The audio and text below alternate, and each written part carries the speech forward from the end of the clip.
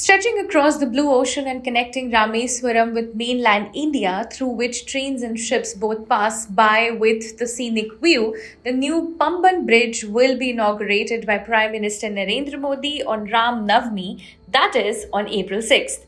The new bridge will replace the century old original Pamban Bridge and is considered an engineering marvel with the tag of becoming India's first vertical lift railway sea bridge. Built with stainless steel reinforcements and polysiloxane paint, the bridge is designed to withstand harsh marine conditions. Its expected lifespan is up to 58 years. It has an automated electromechanical lift system which will help the bridge rise to 17 meters, allowing smooth ship passage. With its genesis in Sri Lankan trade, during the British era, the old bridge stood firm even during the horrific 1964 tsunami when a train full of passengers was washed away. According to railway officials, the new bridge is a testament to the railway's engineering prowess and has elevated the benchmark of India's infrastructure.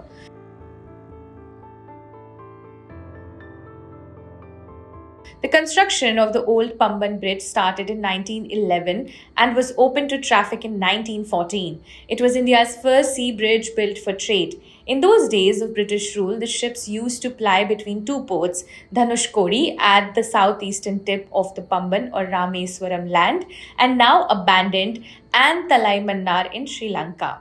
During the 1964 tsunami, Dhanushkodi was entirely destroyed and it is still uninhabited. On the night of December 23 in 1964, a fierce tidal wave or tsunami hit Pamban Island very badly.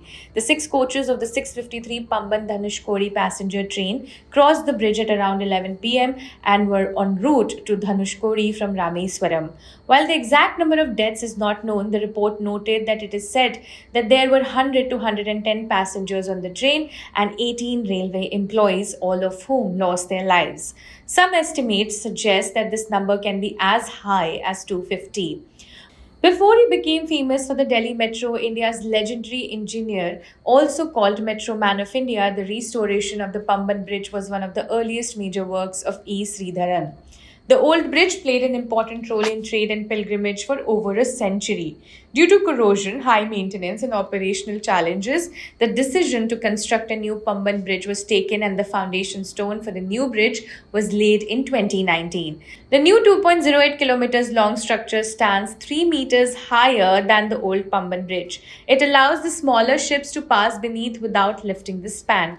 According to the Ministry of Railways, the bridge has been constructed with 99 spans of 18.3 meters each, with a 72.5 meter vertical lift span at its center that can be raised up to 17 meters to accommodate larger vessels when needed.